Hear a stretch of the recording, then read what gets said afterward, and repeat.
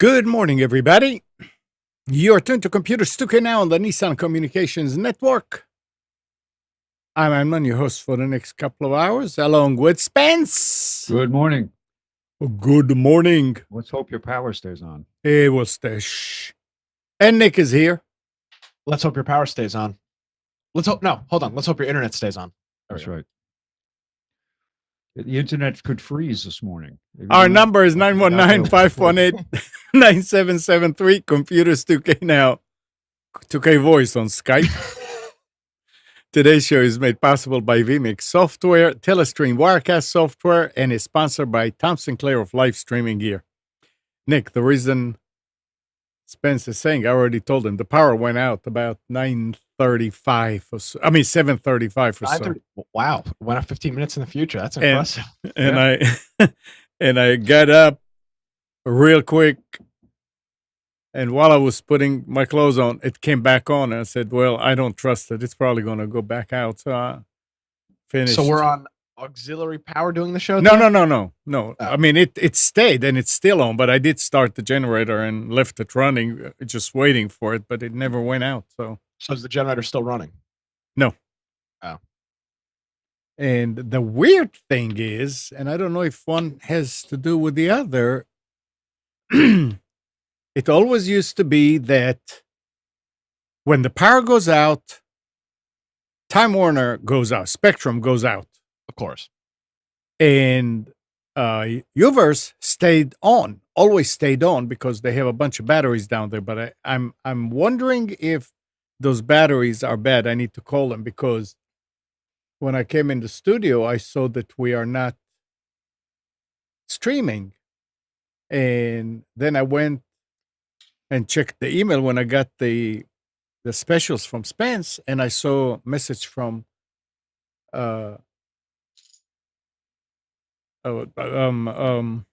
Restream that said, "Oh, great stream you had," and that's always when you stop the stream and started, they let you know. And I said, "Oh," so I came back. I said, "That's probably what happened. I mean, when the power goes out."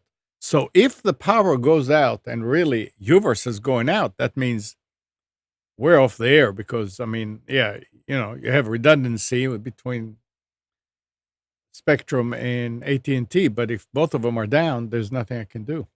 It sounds like you need some satellite internet in your life as a tertiary backup. Tertiary. Yeah. Oh, but now that'd be screwed today too. You have to be out there brooming off the dish. Yeah, that's true. 4G is your solution to all your problems. 4G. You have to get a heated dish. And now Nick has experience with that. Yeah, I have He's experience using with backup internet. Yeah. But they actually do sell those, Spence, for commercial use. And like I'm sure all the news channels up and around, they sell these. I don't know, this company that I get their catalog sells them, and it's just like a black sheet that you put over the front of the dish, and it's got coils on it, and it heats it up and lets the snow come right off. I'm disappointed. There's no snow camera. I know. I was just going to ask you. You did not bring the snow cam with you, did you? I mean, I've got it with me, but it's not snowing here. You've got 25 I know. cameras outside your house. You see, but the thing is, I cannot bring any of these cameras, even though you can. You log into your security camera on another computer and put the window full screen. That's how you could do it. Got to get resourceful. Why can't I bring it in as an IP? I mean, it has its own IP. Why can't I bring What, it? each individual camera has its own IP, or the security software? No, has the its own? security. Yeah, that won't work. I don't think that'll work. No, I it could be wrong. doesn't. I tried. Yeah. No. You would need to open it up on a computer. Actually, you could open up in a web browser inside of vMix. And then you would need. Can you put a single camera full screen? I think. I mean, don't do it. I think. Okay, well, I mean, you know. That would be. I mean, I'm just thinking of. Yes, I can. Well, there you go. Well, it's a snowstorm. I was talking to Mike's wife throughout the week, and I guess you guys haven't had this big of a snowstorm since like the early 2000s. She said like 2001 or something like that. Mm-hmm. The last time the mountains got like a really bad snowstorm like this. So global warming. There you go. At it again. Yeah, I need some. I want some of the liberals to send some of that global warming this way to melt it all. Bizarre. You're already contributing, Amnon. Your exhalations are causing. Oh, I bet that generator running is real good for the. That's it. They're going to come to your door and. Yep. Well, I made a purchase that I was not expecting to make late Friday night. Was it a gambling involved? No, that was last weekend. Okay.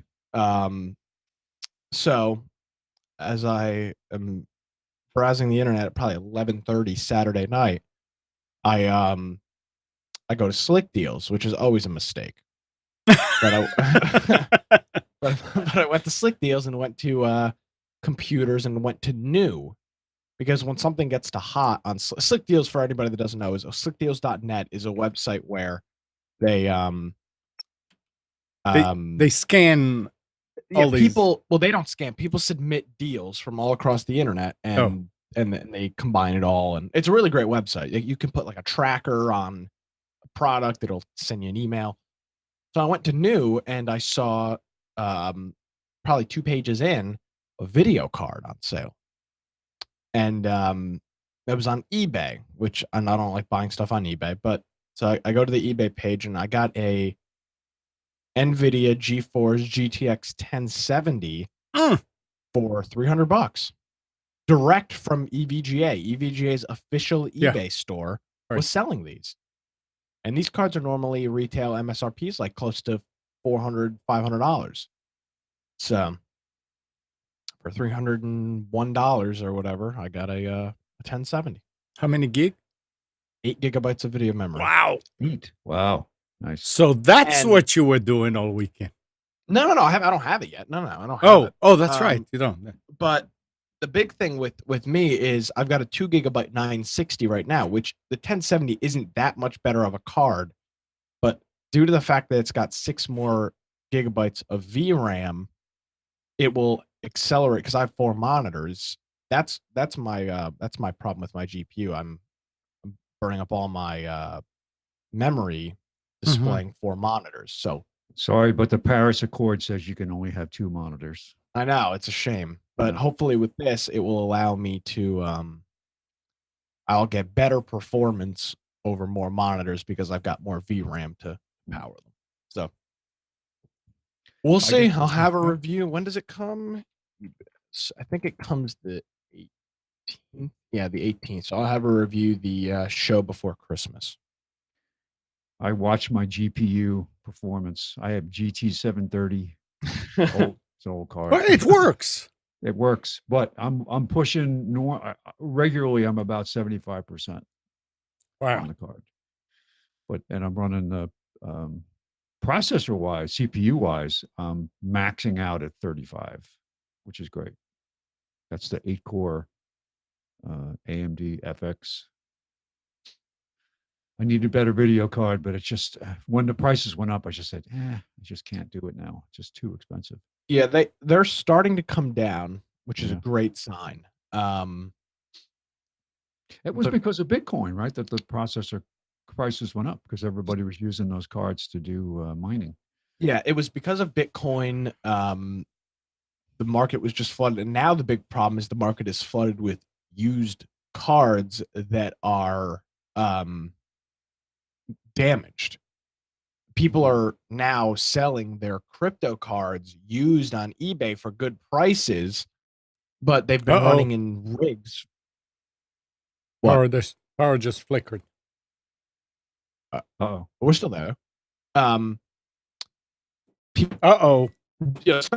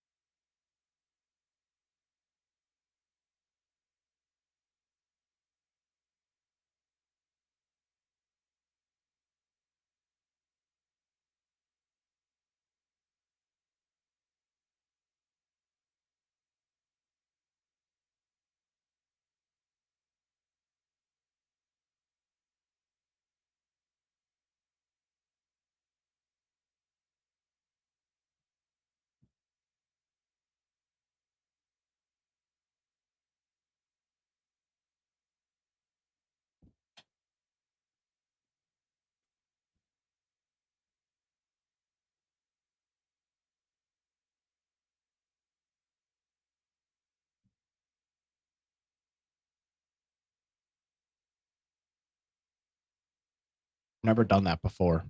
Oh, the king is Power went power went out and came back, but it's true. I mean, AT&T is going out. Hold it. You want me to stream, Amnon? It makes no difference. Well, I'm saying if you die, at least Spence and I keep the show going. Yeah, you can. Yeah, absolutely. So how do you want to do that? I don't know. You tell me. If I turn off my camera in here, let's see. Let's figure this out. We can do this. The stream is up now. Yeah. Well, are you concerned it'll go back out though? Oh, I am concerned that it's going to go down. Now I'm concerned. I mean, I'm not worried about the power because I can. Again, I was halfway to the generator and the power came back and it's staying up. That doesn't make sense. It's almost like they're doing it planned. Well, it's probably power flash. But lines getting taken down. They might be doing rolling blackouts for repairs. I mean, if they lost a section of the system, they usually have to turn some of it off. Well, to make the repair. Well, looks like we're back up. Yeah. Okay. Good. So I'm gonna get prepared. Collapsed from all the snow, and he's standing now in 6 feet of snow in his studio. Let's see if I can stream again too. You're live on YouTube. I am. I mean, Facebook died, so okay, yeah, it started again.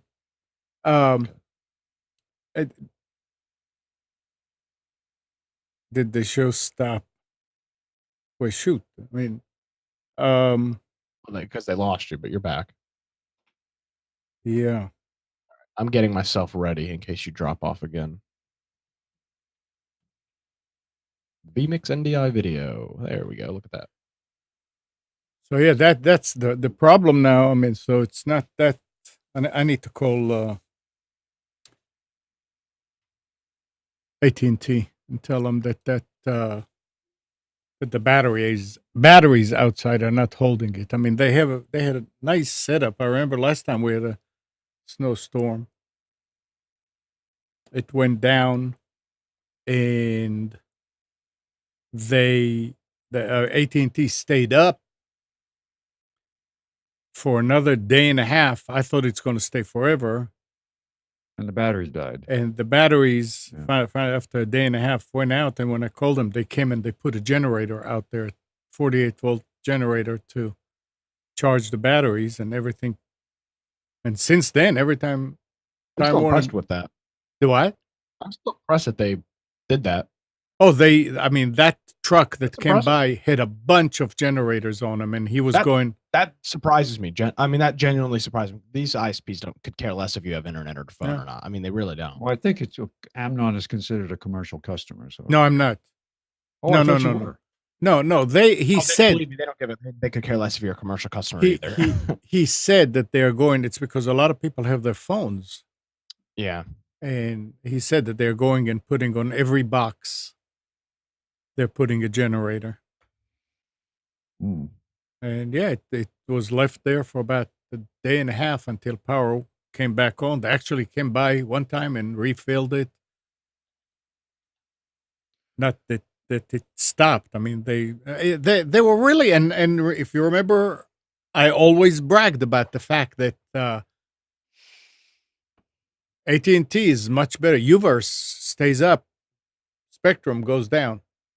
So there were 4 batteries at in the bottom of the box outside, and that's what keeps it up. So it's 48 volts. So we'll see what happens with the power now.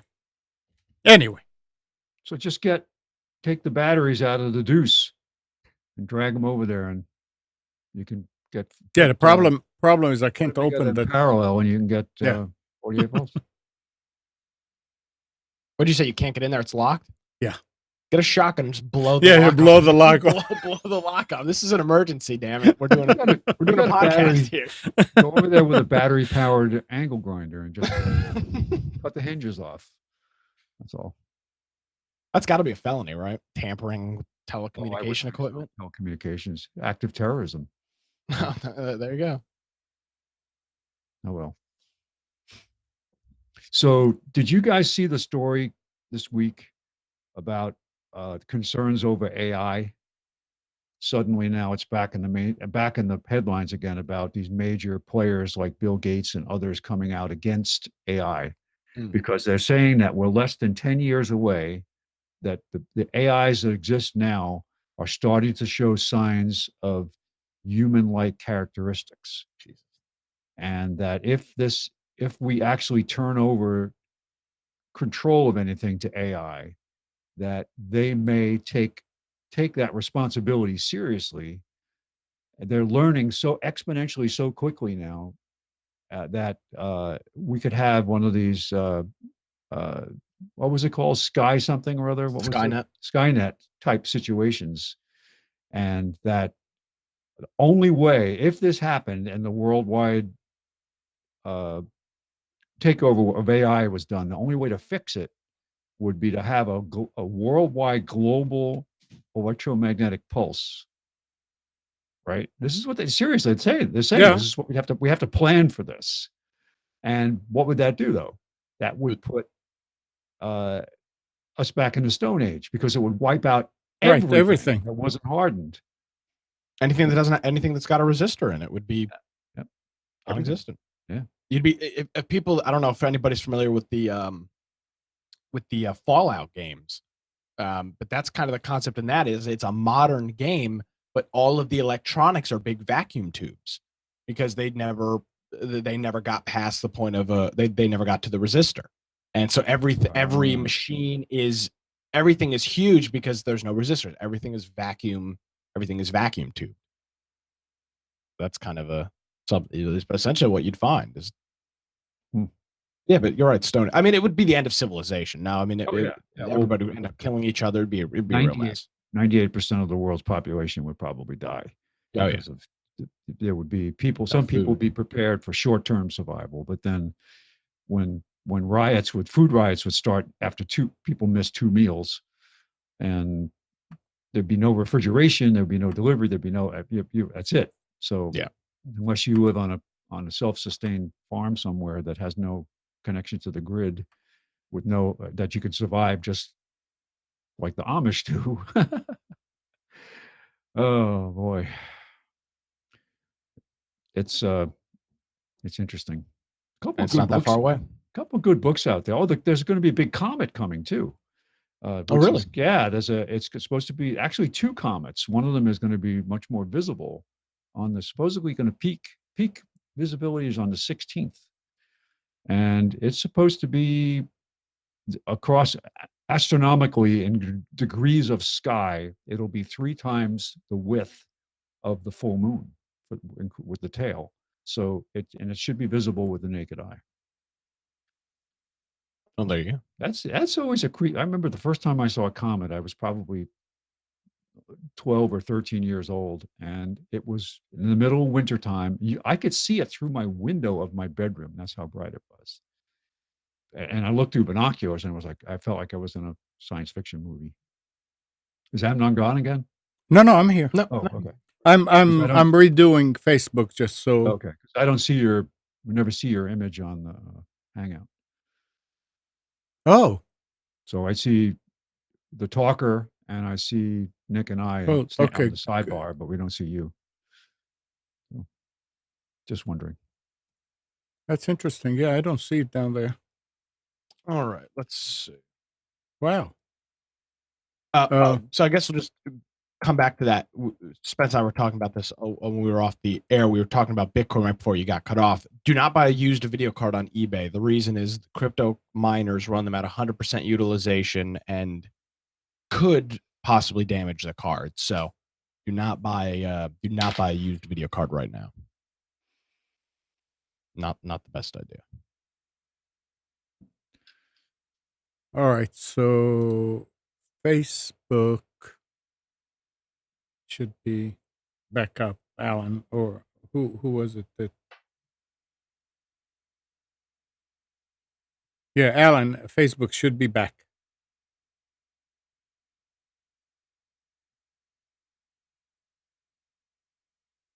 Here's an article I bookmarked this week. The headline is Facebook spied on Android users' calls and texts when pretending to care about privacy. And it goes through a document that was an internal document that was revealed by Facebook, saying how even Facebook engineers acknowledged that the action was pretty high risk thing to do from a PR perspective, but they went on and did anyway. So according to this internal memo, they were essentially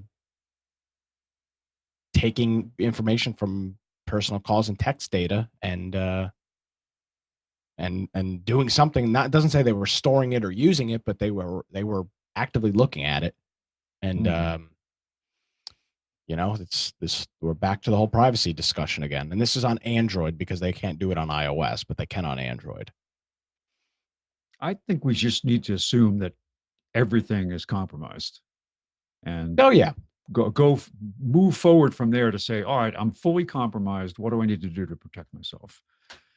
And I listened to an interesting podcast over the week. It was Anthony Cumia on Joe Rogan's podcast, and at one point in the conversation, they were talking about privacy and all that. And Cumia said, when I was growing up, that there were these books and science fiction about how the government is going to be listening to you and these companies will be listening to you. And he said, and look at how stupid we are. Now we've invited these damn things into our houses.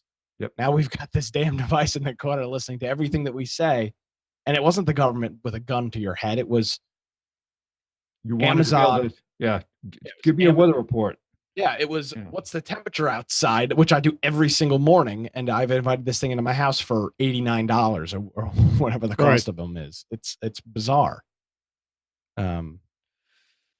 And So- even if you don't have one of those devices, your phone and your computer, anything that's got a microphone in it that's connected to the internet could potentially be your smart TV eavesdropping on you. Well, your phone, I mean, you're literally walking out with a live 24-hour pinging GPS tracker. Yep. And they say that that AT&T and Verizon say that they don't let people have access to it, but Yeah, they do.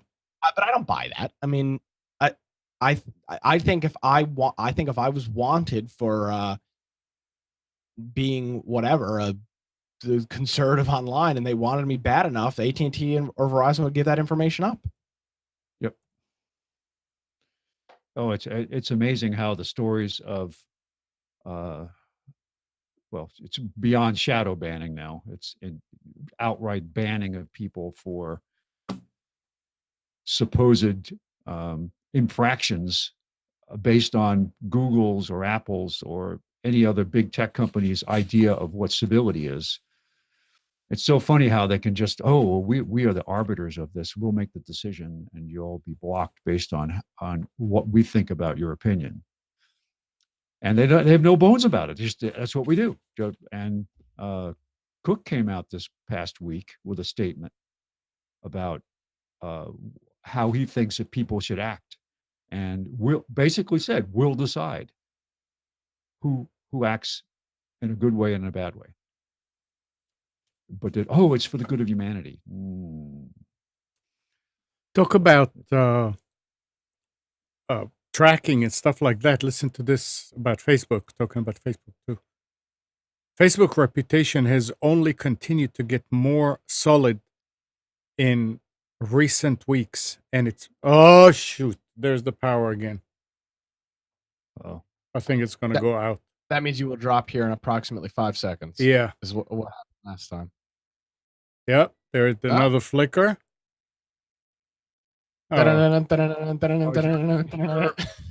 Is your streaming machine on a UPS? Yeah, but it doesn't matter because. Oh, I know. I realize it's the internet. Oh, yeah. Now, but I'm just saying it's amazing that your. There's another flicker. Amnok, can you do like a Pearl Harbor style update? The snow is attacking us. The snow is attacking.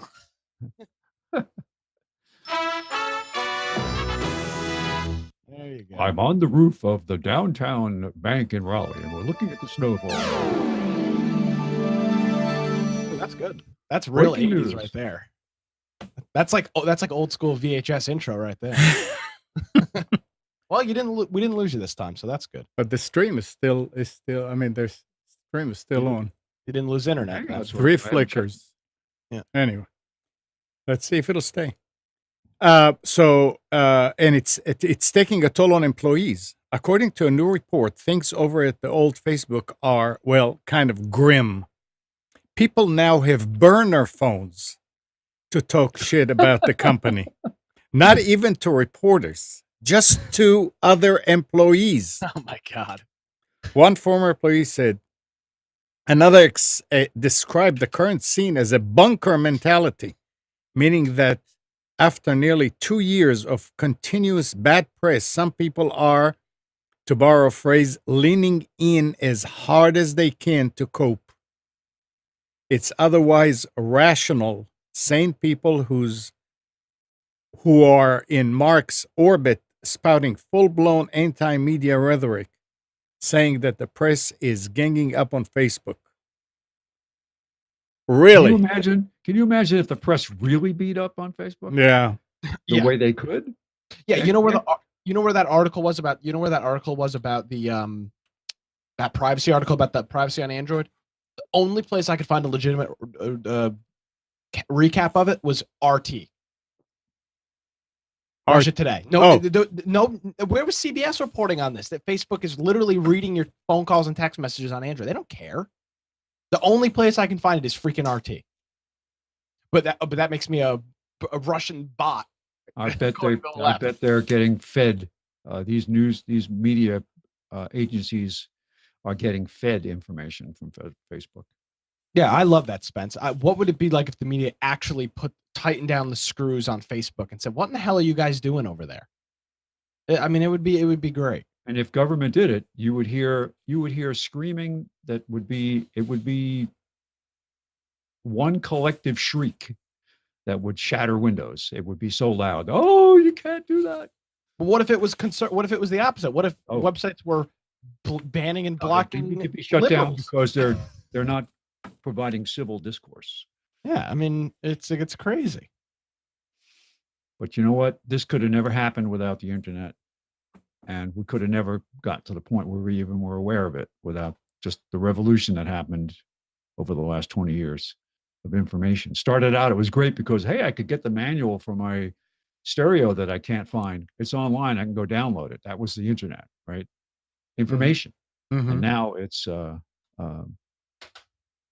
weaponized, so to speak. Oh, it's absolutely weaponized. And not even it's weaponized in more than just a left versus right. It's weaponized in terms of information. I mean, and somebody can say something really outrageous and crazy, and within 30 seconds, it's all over the world. Yeah. You got this is crazy from my perspective, but somebody yesterday came out, I don't know if it was a college professor, who knows where this stuff comes from. I think it was a college professor, said they need to outlaw candy canes. Did you see this? No. What was the because candy rationale? canes, if you turn it upside down, it's the shape of a J. Yeah. And a J is for Jesus. Oh, Oh, Jesus. Yeah. Yeah, and Rudolph the red-nosed reindeer Rudolph. is a racist, right? No, I think. Santa's a bigot, according to the Huffington Post. That's what I read. Yeah. But the best one that I was reading here is Google is working to make Translate less gender biased by giving Just both remove all pronouns. That's all. Just ban pronouns, all of them. by giving both a feminine and masculine translation for a single word. Previously, the service defaulted to a masculine option. The new function is available when translating words from English to French, Italian, blah, blah, blah. It provides a similar function when translating into English. So I was thinking, wow, how would people look at me if I say, boy, look at my car. Isn't he really nice? Or isn't he really nice? It'll be normalized. Yeah, I'm saying I'm sure in some circles now it's okay to have a relationship with a car. Oh, the people have already married inanimate objects. Started in Japan. It was very popular. A guy, I forget what it was. It was a big story recently. In Japan, it's crazy. These people are marrying like NPCs, like like virtual NPCs. It's crazy. Yep. No, well, people are bored. Or mentally ill. That's what it is. It's boredom. Hello, Mike. Hello, Nick. Hello, Mike. Hello, Amnon. Hey, Mike, And what's going on? Rain. did you shovel snow outside? No, It's raining here now. don't say that. I can hear the water going down the gutter. It's raining. Now, the biggest computer news this week was that Microsoft is replacing Edge I know. on Windows 10 with Chromium on the desktop. Now they're only they're also they're replacing Edge. They've taken Edge out, and they're replacing it with Chromium. So Edge had no edge, huh? Edge had no edge, and they're also bringing it. They saying to Windows 7, 8, and Mac OS. So they're gonna. They can bring it to Mac OS because it's Linux based. So. Now, it's still called Microsoft Edge.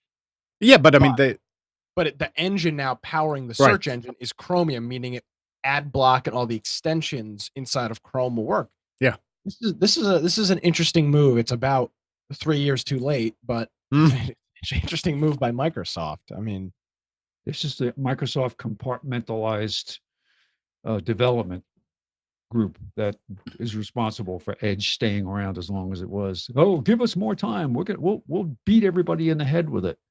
And they keep coming up with ways to try to ignore it. It's probably designed to take away some of the responsibilities that Bill Gates has, because he's now going to spend money supporting research at Harvard where they're going to launch balloons to help block sunlight and improve on global warming. Okay. I remember the story came out about the blocking. They were coming up with different ideas. And I just thought about how unbelievably ironic it would be that they would come up with a way to seed the atmosphere to block 60%, 40% of the sunlight. And then we go into an ice age. Yeah. Anyway, we're headed that way anyway. Oh, yeah. We'll go back. Well, I didn't want to derail the conversation. Sorry about that. But No, it's relevant. Another. Oh, go ahead. Rich oligarchs are going to save us. So, yeah, but when they stop flying in their jets and riding in their cars with fossil fuels. Yep. Mike's an oligarch. He's got a car, drives around all day. Yeah, but I don't believe in man-made global warming. Nick has a car. It's not made by. I sold my car yesterday. He's an enviro hater. I sold my car. I'm going to have to borrow your car, Mike, to go home. That's what you think. Yeah. We were talking about, and we've talked about a couple times about 5G, and there's some concerns with 5G. There's some security concerns with 5G because all of the, well, I guess they'd be called transceivers. No, the transceivers would be your phone. The antennas, all the 5G antennas are being made by the Chinese company. Highway? No, it's not Highway. It's the other one, not ZTE. Chinese military? Well, it's essentially a company that is like literally owned by the Chinese government. 50% that makes all these antennas. So there's some security concerns with that they may have backdoors, for example, built into. We saw this not long ago, built into the NICs, the NICs of motherboards. You know, the firmware. They have. They did do that. My point is with these 5G antennas is that, I mean, God only knows what they could bake into the firmware, bake into the device. Well, so look, think about this for a second. If they want to 5G, primarily, let's think about cell phone applications. If they want to sit there and listen to all these little teeny boppers talk to their friends like I mean, we're going to win the war because they'll commit suicide having to listen to that. Yeah, at the this week when we were talking about this, they're saying that there are many trials happening. Each country is signing up for a trial, and the only one that's really providing any trials right now on 5G technology are Chinese companies. There's nobody else investing the billions in the development. The United States is years and years and years behind on 5G development. Oh, and it's funny because I was reading this article on Ars Technica. Apple is not going to do anything in their 2019 line of phones with 5G. And I mean, 5G does not officially release until 2020. It doesn't, but they're not doing anything with any of their phones with backwards compatibility with it. So it's interesting, realistically, until Apple gets on board, I mean, you won't see a mass, even if the cell providers roll it out, they won't roll it out till there's phones that are dual band equipped. I mean, so until phone manufacturers, Samsung and Apple, essentially start dual equipping 4G and 5G antennas in their phones, you're not going to see AT&T and Verizon jump at 5G. No, who the hell's going to use it? So, well, it's interesting that Apple's still canceled anyway because there are people concerned about radiation. Well, that's a whole nother argument that people are concerned about. Yeah, but that's bull. Well, it is bull, but I don't think it'll stop AT&T and Verizon. Deniers. There are a bunch of 5G spectrum that's overlapping with other technologies that they're going to have to basically take that spectrum away from. That's a serious concern in my business, in the radio business. The C-band dishes that we use to receive radio programming is under full assault from this. And the Doppler radar seem to care. Yeah, there's a lot of things out there that are going to be affected. No, I couldn't register my dish because the FCC wanted $2,500 to register your dish to tell the FCC that, no, we don't want you to do this. So, okay. So you had your chance. I passed on that. Register the dish? Register the dish so the FCC could still take away the spectrum and give it to the receiver. Registered a receiver. Yes. Yeah. So I could pay them for them to tell me that they're not going to give my spectrum away to AT&T, who at the end of the day is going to win. Sprint. Yeah, there you go. We need to create a rumor that everybody has to go out and register their dishes with the FCC. Yeah. What happened? What happened if your real. No, I mean, I'm being facetious saying you register the 6-inch plates, the 10-inch plates. Yeah, and that's what I was going to say. What Yeah. what if you're a real religious Jewish person that have two sets, one for Passover and one's for You get to pay twice. One for meat and one for dairy. yeah. There you go. Jeez. Yeah. Plate Yeah. tax. Yeah. Register. But in all reality, though, 5G will be probably, we've talked about on the show for years how the reason podcasting and whatnot in vehicles has not hit its Right. peak yet, like regular radio where you flip it on, is because of bandwidth. And realistically, full rollout of 5G will be that. The bandwidth will be so extreme that your phone probably, in some respects, will replace the radio in your car. So you're saying if I'm sitting in my office and I have coffee and I forget to drink it, it gets a little cool, I can just set it out on my windowsill, it'll warm it up, and I just bring it back in. Yeah, what you can do is you can buy a 5G hot plate. It's a 5G antenna that sits under your coffee. It'll keep it always That's warm. it. Yep, collects all the radiation and turns it into heat. I don't think they're going to roll 5G out anytime. I mean, we always were the last sort of like in the world with all these technologies. They're going to wait until people are just screaming and then they'll roll it because they're going to have to use a lot more bandwidth and they'd rather not. And I don't think the truth is, I don't know that they have the technology today to actually provide that type of bandwidth to the masses. It's there, and you'll see it more in third world countries than you will here. Yeah, Because it's absolutely. there, it's a leapfrog. It's a way to get around wiring everything. Yep. And China is pouring millions into development and into trials. That's how they're going to win. That's how they're going to win the business, because they'll be first out there. Yep. And the first adopter is the one that gets the advantage, unless they screw up really bad technically. Yep. So they're gonna win all that business, and they're gonna have the footprints all around the world. And you might have a few small companies that try to play catch up by coming out with new features or some new modification to the standard that makes it cheaper, better, faster, whatever. But it's going to be really hard. You know how we've said that cell phone companies will probably get tired of trying to charge for data and will make everything unlimited like they did with talk and text. Yeah. Well, that probably just got set back because apparently a lot of people are adopting 4K video. The companies are now planning to put into effect abuse caps. If they think if they think that you're using too much data on your unlimited data plan, they're going to put a cap on it. Nobody knows how or when, but that's what the latest discussion is. Well, we talked about stories not long ago. Where was it? Verizon that canned customers, canceled their accounts, and said you're no longer welcome here. I don't remember what the circumstances were. Well, if the average profile of an unlimited account is 2 terabytes a month, and you have somebody doing 30 terabytes a month, okay, they should have a commercial account. What could an individual do with 30 terabytes a month to make up a number? If they're using it as their main internet source, if they're not paying for internet at home and they're using their phone as a hotspot, you could burn through 30 terabytes if you're streaming video and downloading video games. Absolutely. 30 terabytes. Okay. Well, your terabytes example is probably extreme because your regular consumers There are wouldn't be people using doing two. that. I picked a very much an extreme number, but would you consider that inappropriate for them to cancel somebody's 30 terabyte? Here, figure it out. Here, I'm streaming 24/7, 720, and it's using about 700 megabytes a month. 24 by 7. Now, go ahead and do the math, and it'll tell you how much you can use, because this is using.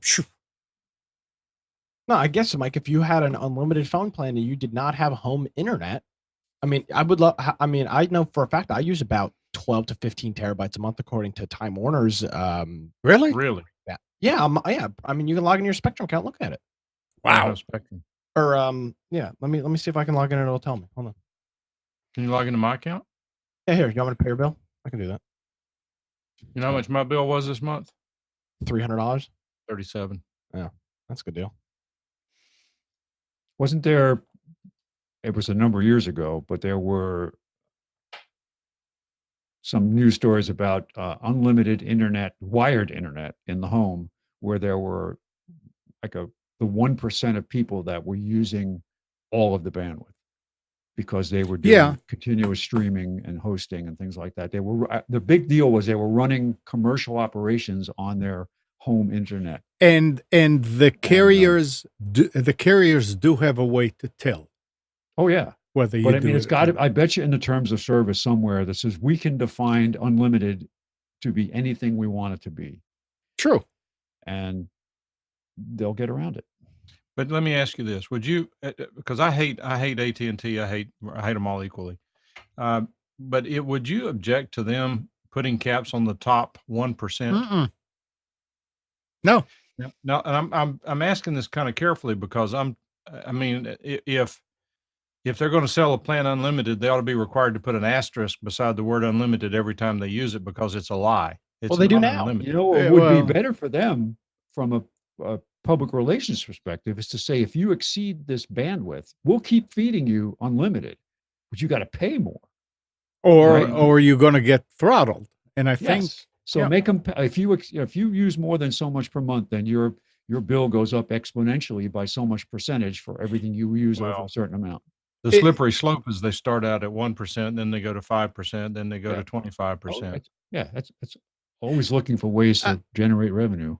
But you got to have competition.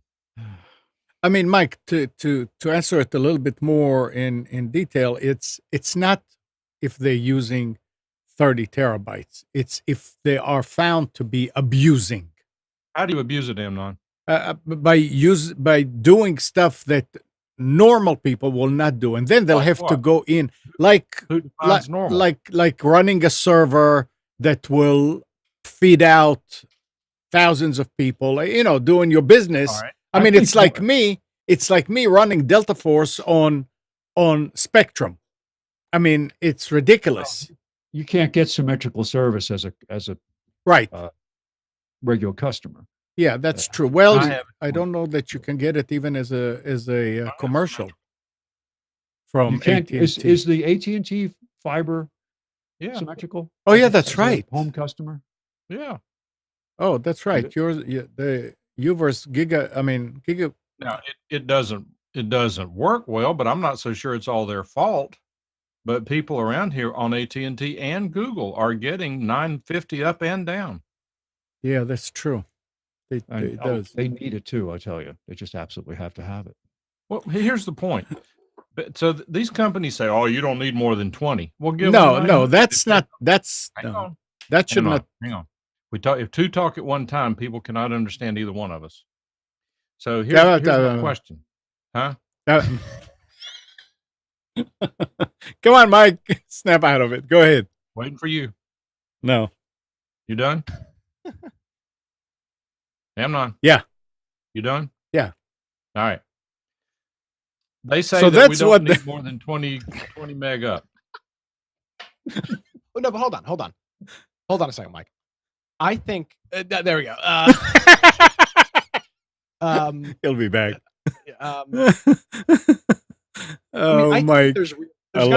There's got to be realistic numbers. I mean, Mike, what's a realistic number on a cell phone plan for a single user? What's a realistic number? 5 gigabytes or 10 gigabytes?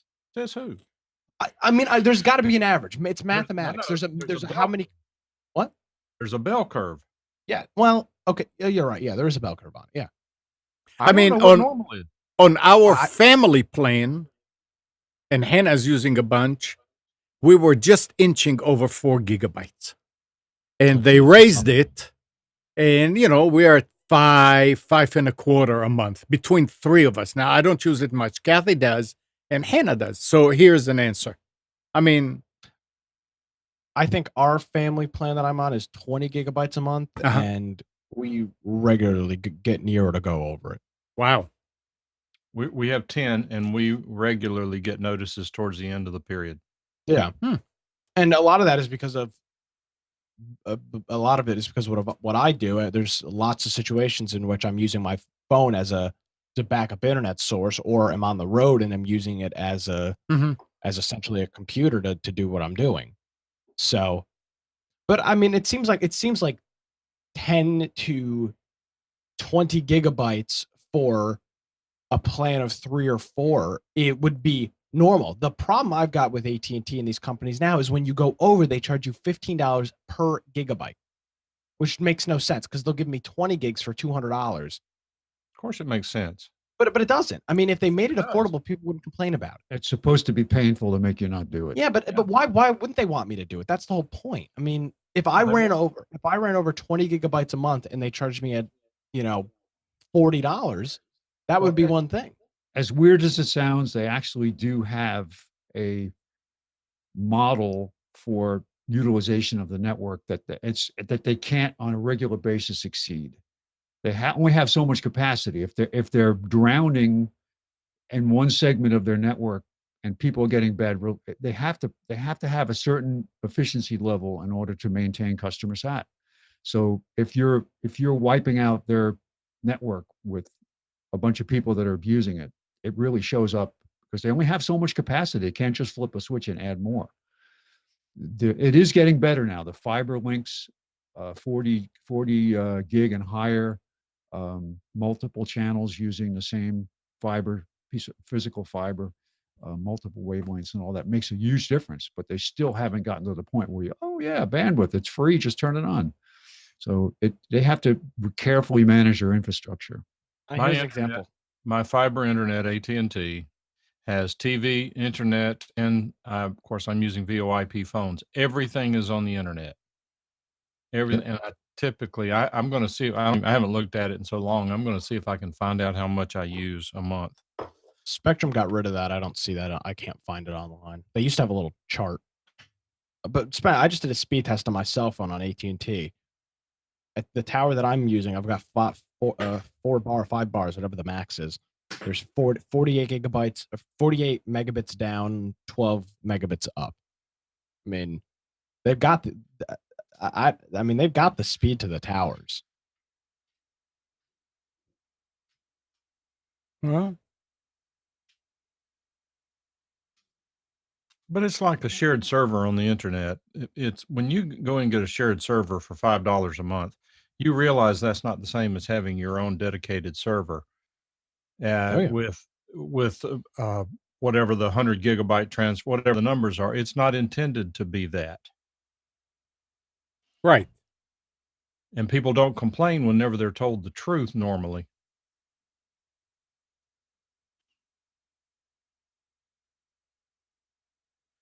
All right. So I've got 23 days left in the month. I've Mhm. used 313 gigabytes. That's impossible. You use 300 gigabytes in the last 9 days? Oh no, because I'm getting to where it says see all my usage. See what I did last month. now with Uverse, do they count TV as toward your data? Because it comes. Yes. They do. Really? Yes. Yeah, it's Wow. it was always a problem when you had the lower speeds, like if you have 50 megabits, I'm sorry, and you have 3 TVs, each TV is using so many gigabytes, so you really don't get 50 megabits. You have less than that for your data. 1.3 terabytes last month. There you go. Yeah, well, you see, but if 9 days, 300, then you shouldn't, and it's average, then it should be about 1 terabyte. 1.2 Because it's a the month third. before. It's a third of a month. 9 days. And let's see what it was for 1.7 for Wow. September. Is it possible? Again, if they're counting TV Yeah. watching, then was there something that like sports thing that was a season for that you were No. watching TV more than No, normal? we got 5 TVs. Yeah, but you don't watch 5 TVs at the same time.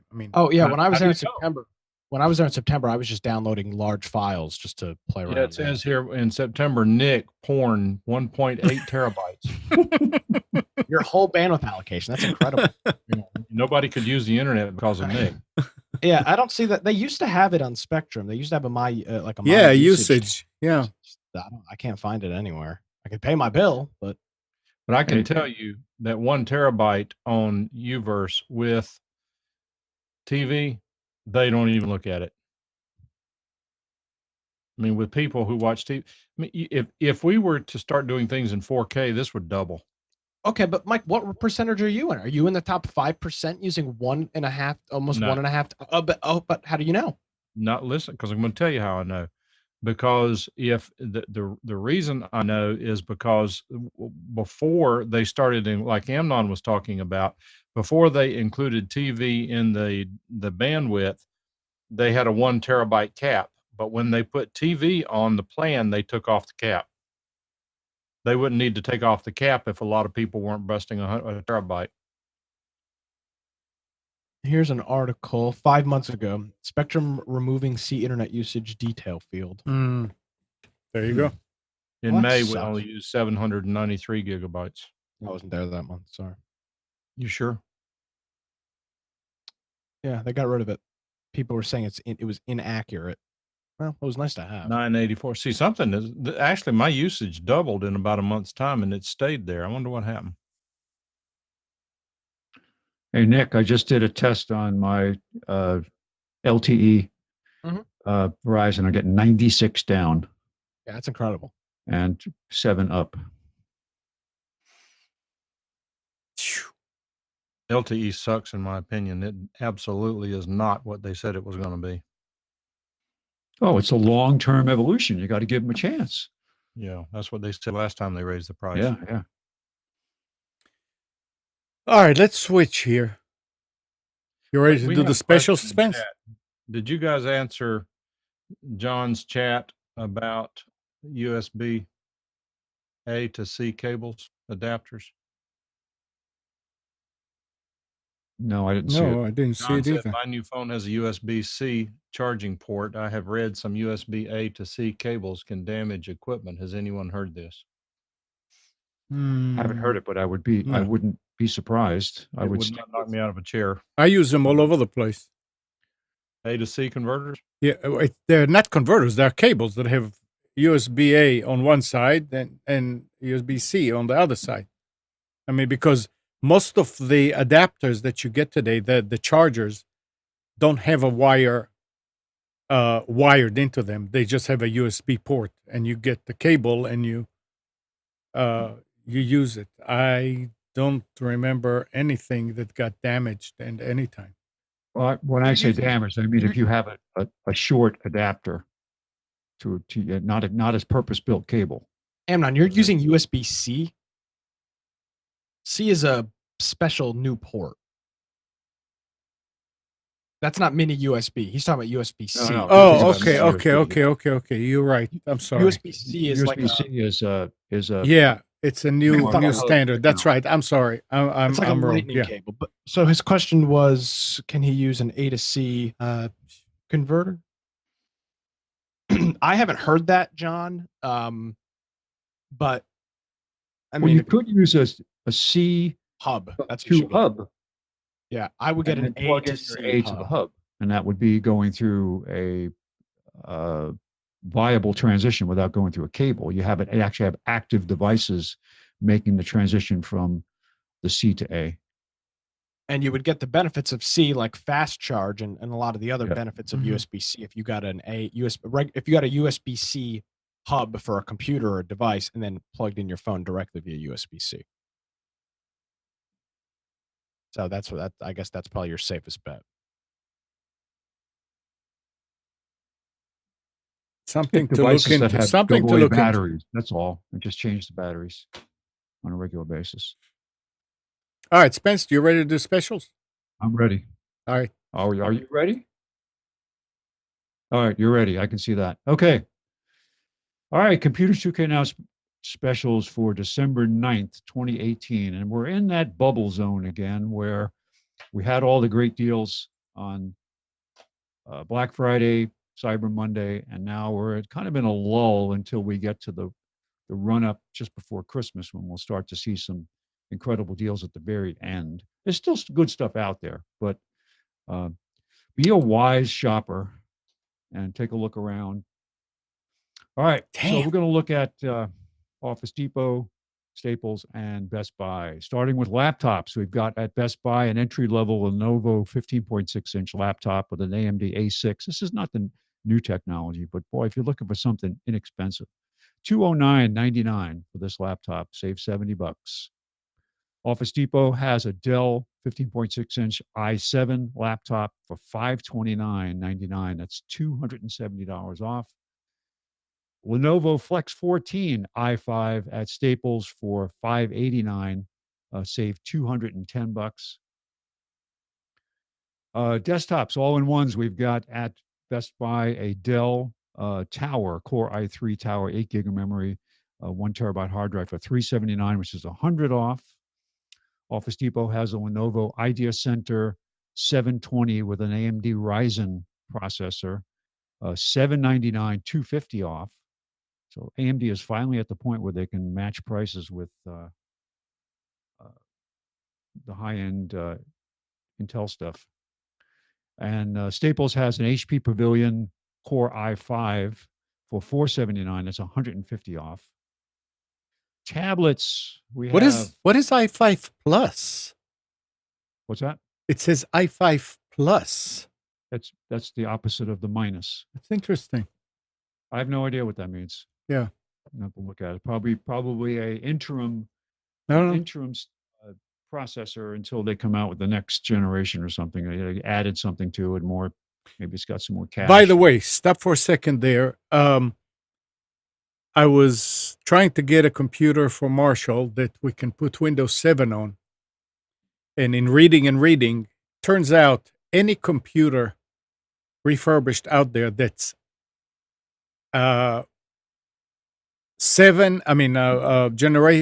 generation 7 or below can take Windows 7. If it's above, it cannot. No. So is it a driver issue or is it it's a chipset itself? it's a driver issue. They never supported it. Microsoft never supported it. So it's a driver, and it may not even load on that computer. Yeah. So 7 and below, if you find one, you can put Windows 7 on. Seventh generation processor, like 74, 79, whatever, is okay. Go ahead. I'm sorry. Yeah, no problem. Tablets, we have at Best Buy Lenovo Tab 4, 10.1-inch tablet, 32 gig for $149. That's $30 off. Office Depot has a Dell 14-inch HD touchscreen 2-in-1 laptop. It's a convertible laptop tablet, $429.99, save $70. And Staples has the Amazon Fire HD 10.1-inch tablet for $119. That's $30 off the regular price. Networking, we've got a tri-band router from Linksys, MaxStream AC 2200 for $139, which is $60 off. Office Depot has the TP-Link AC 750 Wi-Fi range extender for $29, which is $10 off. And the Amazon Fire Stick at Staples is on sale for $24.99, which is $15 off. This is the one that's got the built-in Alexa support. Storage, Western Digital 2 terabyte USB 3.0 portable drive for $59 at Best Buy. That's $70 off. We've got 2 Samsung solid state drives, one at Office Depot for $54.99, so 250 gig. And we have a 500 gig at Staples for $74.99. One's 25 off, one's 35 off. Accessories, we have a Logitech MK540. This is a mid-range wireless desktop keyboard and mouse. This is $39.99, save $20. Office Depot has a 1100 VA APC battery backup with 10 outlets built in for $129.99. That's $20 off the regular price.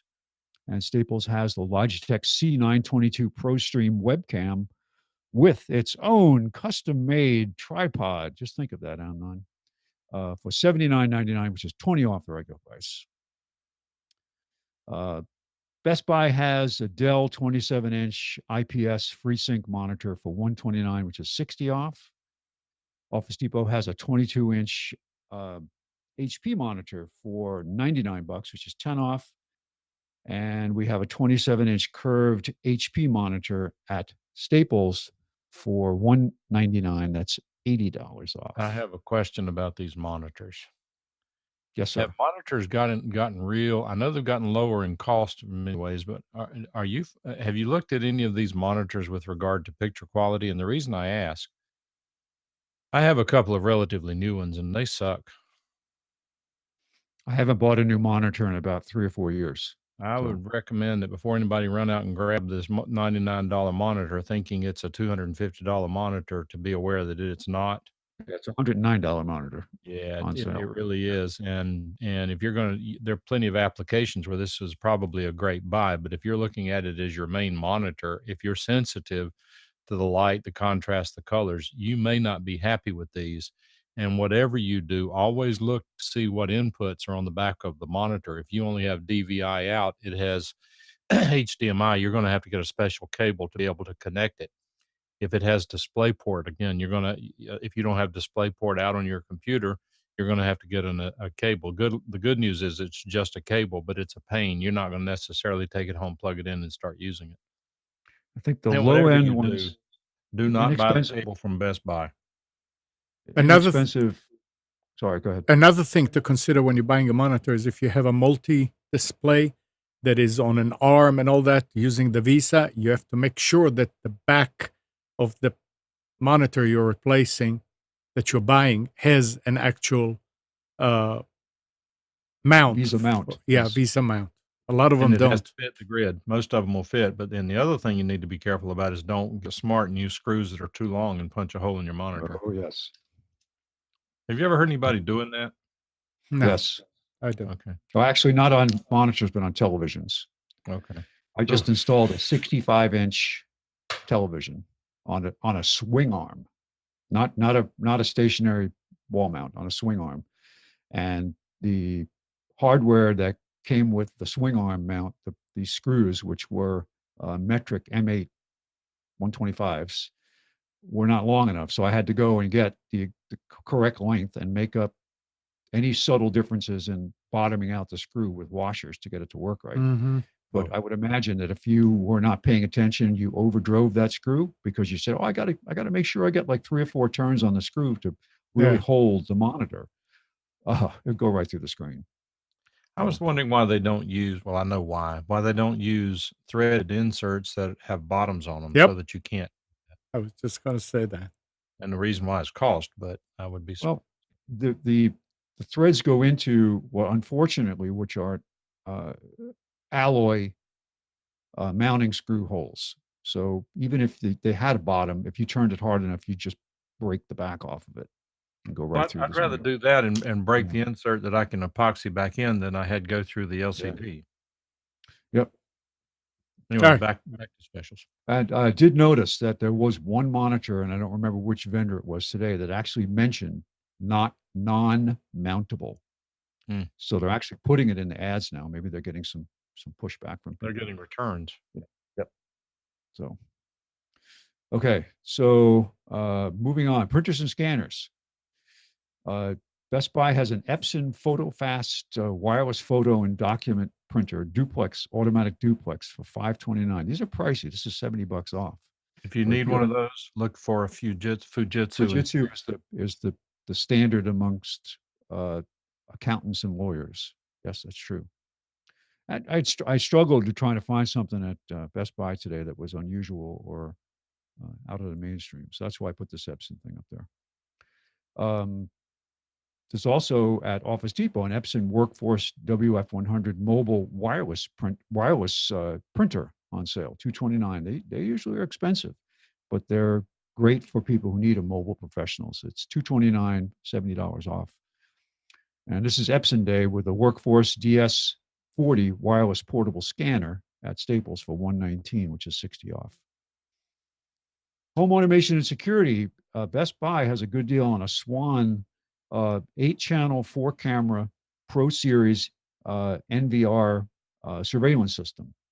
It's $270.99. It's $129 off the regular price. The Swan is a great brand. You will need a monitor to hook it up to the NVR for local monitoring. You can do internet-based. They do have the cloud service for smart devices and looking at it online. But a good device, good software. Office Depot has TP-Link Smart Wi-Fi light bulb, $17.99. That's $7 off the regular price. And Staples has a Vivitar entry-level security cam, Wi-Fi security cam for $29.99, which is $10 off. But wait, there's more. Staples has a Logitech Touch K400 with everybody buying new televisions and possibly smart TVs. This is or I should say, possibly hooking up computers to televisions. And you need to have a keyboard with a built-in trackpad, so you don't have to have a mouse on your couch. Here you go, $24.99, $15 off the regular price. Is that Bluetooth? No, this is well, I take that back. It's got No, a I don't dongle. think this is Bluetooth. I've got This one of is- those. It's dongle. What do you think dongle, of it? yeah, I think this is meant only for connecting a computer. Which I semi- have. It's not good. You have this one? I think it's exactly the same one. Is that the same one you have, Nick? Yeah, I've got one. What do you think about it? I use it on a desk and it's fine. I've never used it on my lap as like a. Right. I mean, the trackpad's not great, but I don't use the computer a whole lot. It's kind of like it's kind of a use it every once in a while thing. I used it. I forget what I used it with. I think I used it with my Roku because it's a pain to type in things. Yeah. And it's. How did you hook it up to the Roku? I don't know. There's a way. It just you marry it to it. You connect to it. You associate it with whatever it is. And it's something I use it on the big TV in the living room. I forget the only thing I have in there are the DVR and the Roku. So it had to be the Roku, but it has a way on there to marry it to pair it. That's what I'm trying to say. Yeah, that would be Bluetooth then. Yeah. And it may be the problem may be the Roku. Maybe the Roku interface is not good, but this is but I think most new keyboards are real flimsy. They're learning how to make them cheaper and cheaper. And my son, for example, is a gamer. His keyboards start at $60 and go up. So if you want a nice keyboard, you got to pay for it. But this could be useful for certain applications. If anybody buys one of these and uses it, I wish you'd report back. The Logitech has a whole new line of Bluetooth / wireless keyboards that are multi-device that you just flip a switch on. They had an early version of this that was intended for tablets and phones, but the new one has Bluetooth that will attach to any device. And you have like a three switch selector, so you can go between device A, B, C. Quite nice, and they're all different grades, from very basic all the way up to high-end multimedia keyboards. It's their new line. So we got a Logitech 30-watt speaker with subwoofer for $44.99, which is $25 off at Staples. And if you're looking to do an inexpensive soundbar-like environment for your new television, if you don't have the place to put it or you don't want to spend the money on a decent soundbar, this is a good way to enhance the really crappy sound that comes out of some televisions. Office Depot has PNY USB 3.0 flash drives. This is the 32 gig. I forgot to put that note on there, for $9.99. That's $15 off. This is Amnon. You have any cash laying around? I don't know. I didn't look lately. No. Well, take a look, because we want you to buy this Alienware gaming desktop i7. Scroll down. It's only $17.49. Where are you? Oh, okay. Oh, here's the 32 gig that I meant to put up by that. How did it get down there? That is not an Alienware, Spence. That is an HP Omen. Oh, I'm sorry. It isn't the Alienware is the monitor below it. I'm sorry. Which is down. But yeah, the Omen Obelisk. Why would you pay $17.50 for that? I mean, it's not a Mac. Because it's got a cool case and Okay. a logo on it. And You you can get tell that your for friends, I have an Omen. Seriously, Nick, why would you pay $17.50 for that? Let him finish the special. I've got a story I want to talk about that revolves Okay. right around that. Yeah. Okay. Office Depot has Pinnacle Studio. Amnon, they're up to version 22. Yeah. The last one I had was 10. Good software. I mean, I went to Sony Vegas after that, but the Pinnacle I used it for years. I had 8 and 10. I had an even earlier version at one point. I don't remember what number it was, but it was a good a good product, and I hope it still is. But the price is great, $49.99, 10 off. Used to be a lot more expensive. And remember this company? I mean, I Lapland. was just looking and say, boy, look at that name. I found that. I have no idea if this is a decent product or not. I just put it up there because I remember the name. Laplink Disk Image. So I assume it's just a cloning. It says PC Mover. So I mean, there are automatic moving software built into Windows now to move one machine to another. But if this, and I tried to look at the box to see if it came with a cable, but I assume it just uses a crossover, Ethernet crossover, or a USB crossover, or even the network to do it. So $29.99, 10 off, Laplink Disk Image at Office Depot. And here's the monitor you want to buy, Mike. It's the Alienware. I have 6 of them. It's $519 on sale, $80 off. That's a hell of a monitor. Hey. G-Sync. And finally, SanDisk Ultra 200. Wait. Go back to the monitor. Why would you want to pay $520? Is this part of your story, Nick? Why would you pay $520 for that monitor? Tell me what I would see different than what I have now. Refresh rate. G-Sync is the NVIDIA software that it gets rid of screen tearing with G-Sync. So there is no screen tearing with G-Sync. That's why it's so expensive. Screen tear. Well, you don't play video games at 60 hertz. You see. All right, so this is a gaming monitor. Yes. Okay. Fair enough. Yeah. And we've got SanDisk Ultra 256 USB 3.0 flash drive, $49.99. It's $150 off. Amnon, you can store your entire all of your web stuff on one flash drive. Absolutely, the dumbest thing I've ever seen is to put a 256 gigabytes worth of data on a ridiculous USB drive. It's the old saying. If you sell pirated movies to people on the street, this is what you want to sell it on. I'm just telling you that these things, it is the worst quality memory that you can get. It is leftover garbage.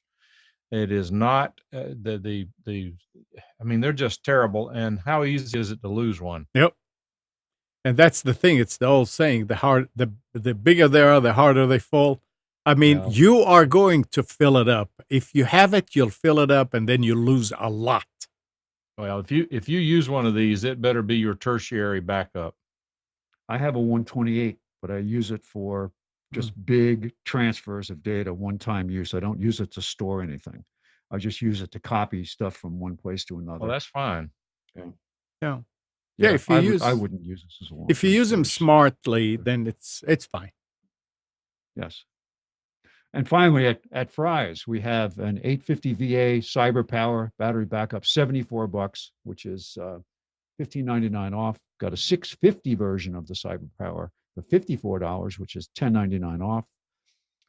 We've got a DisplayPort to HDMI adapter for $14.99. That's 10 off. DisplayPort to DVI adapter for $7.99, which is $5 off. And we have a inexpensive USB 3.0 unpowered 4-port hub. I actually have, not this brand, but I have one of these. And it's good for devices that have their own built-in power supply, like USB hard drives, desktop drives. It's not going to be real good for powering anything. It doesn't have its own onboard power. But $11.99, which is $11 off the regular price. And we have an Asus 16X internal SATA Blu-ray writer for $129, and I don't know if that's a good price. And Amnon, this is for you. This is the high-tech technician approved sleeping bag. So when you're working late hours and you have to stay over in the office, this is what you roll out so you can sleep on the floor. So you're right there in the morning. Only $14.99, which is $13 off the regular price. All right. And that's it for specials. For nice. December Thanks. 9th. Thank you, Spence. There we go.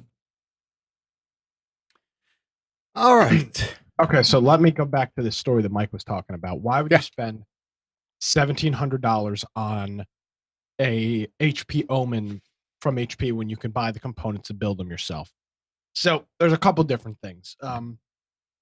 in some regards, I don't know about that's computer specifically, but in some regards, Mike, the reason people are buying now pre-built systems is because to get new components like new video cards, the only people that are getting them are the PC manufacturers. The second they go on sale on Amazon or anywhere else, they instantly sell out. So in some cases, the only way to get the latest and greatest video card is to buy a pre-built system because HP's a manufacturer. They can get those video cards in stock. But right now, I'm in the process of watching. I'm waiting for the um, second installment of this series to be released. Let me see if I can find it. It's called It's a video by Linus Tech Tips, and it's our PC manufacturers ripping you off. And what they did is they had one of their accountants who doesn't know a lot about computers call HP, Dell. So Alienware's Dell, HP is the Origin line, and 3 or 4 other system manufacturers on the phone and say that she wanted a gaming computer for her brother, gave them a price point, and they bought all the computers and they're going to see what companies are giving you the best deal for 1,500. Dell, of course, tried selling her some crazy, stupid extended warranty, which is useless. I'd highly recommend you watch it. It's more for gamers, but it's an interesting. It's kind of debugging what you just talked about. Is it worth buying a computer from one of these manufacturers and they're going to build their own at $1,500, the same price point, and see performance wise who's got the better system? So I think the second part will be released probably later this week. But the first part's 25 minutes long, and it's very interesting. Okay. I'm not sure that's a satisfactory answer because if what you're saying is correct or what he's saying is correct with these manufacturers, then there are one or two issues. One of two issues. Either one, the manufacturers can't make them fast enough, or they're in collusion with the PC makers. I don't think that you're paying for the convenience. That computer, that HP Omen, I'm going to guesstimate you can probably build it for $1,400 or $1,500. So you're paying an extra $200 to $300, maybe $400 for for them to build it, and also HP gives you an extended warranty when you buy stuff. You know, when you buy a bunch of parts off Amazon, you've got to deal with individual companies. So if you got a problem with your video card, you got to contact DVGA. If you got a problem with your motherboard, you got to contact Gigabyte or Asus. When you buy these pre-built systems, HP is your contact point. They deal with all of it.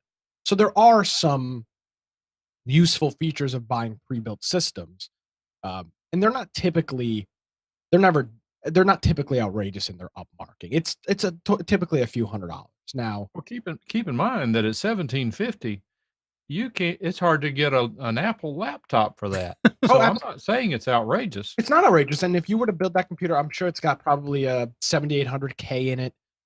It's probably got a 256 gigabyte SSD and a terabyte spinning drive or 2 terabyte spinning drive. Hell, it may have an NVMe drive.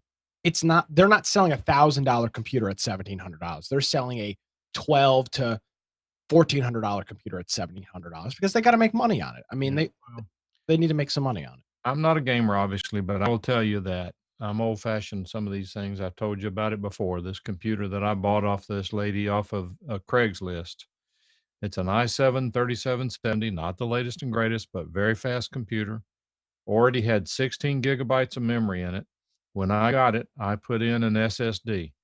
Cost me like $70. I paid $90. I've got $160 in this computer.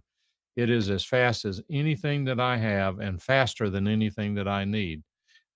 A $1,750 computer to me does not compute, no pun intended.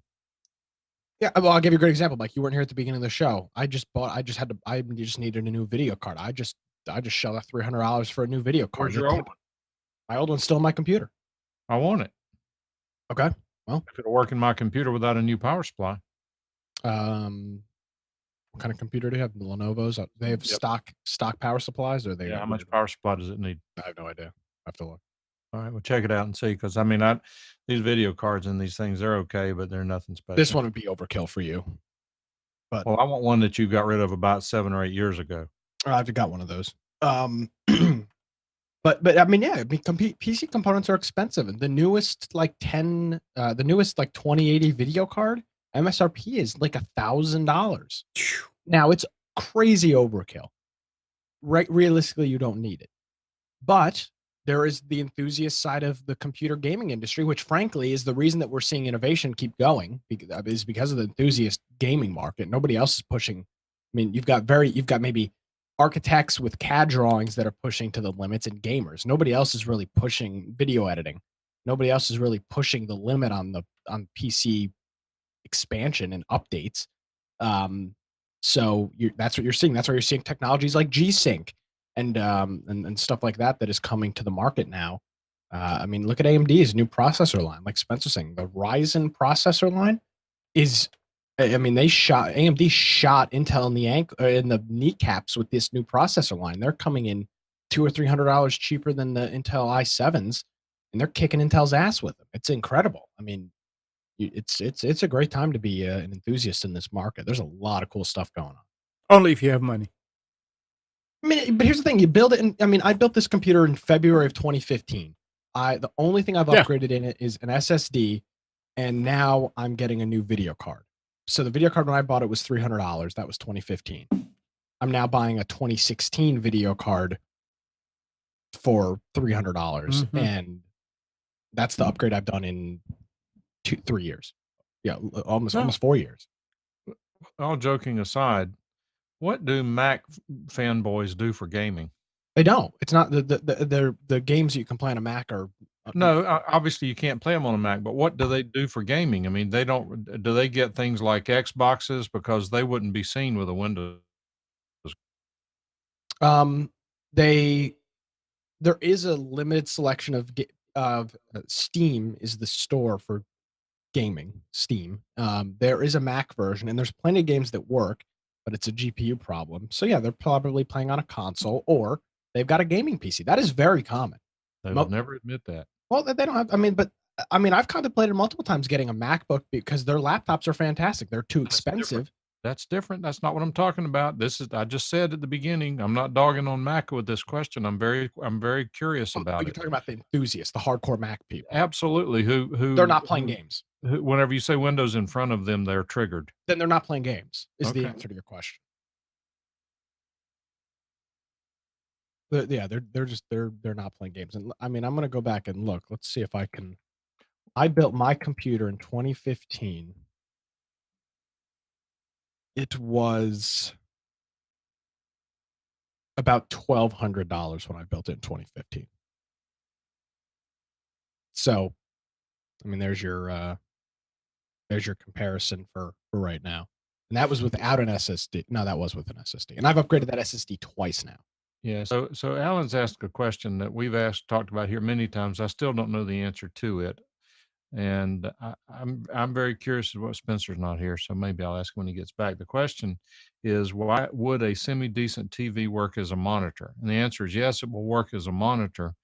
But my question is, why is a 32-inch TV cheap and a 32-inch computer monitor expensive? Input lag and DPI. The DPI on a Sanyo 32-inch TV and the DPI on a 32-inch Dell IPS monitor are not even comparable. Right. And, I mean, the input lag on a TV is crazy if you're gaming. For remember, regular use, you're fine. Remember, the TV was designed to be 10 feet from you or more. Well, the monitor was designed to be like 2 feet away from you. Well, I get that, and the other thing that people don't realize, and I wish Gary were here because Gary would absolutely understand this question or comment because I don't know what I'm talking about.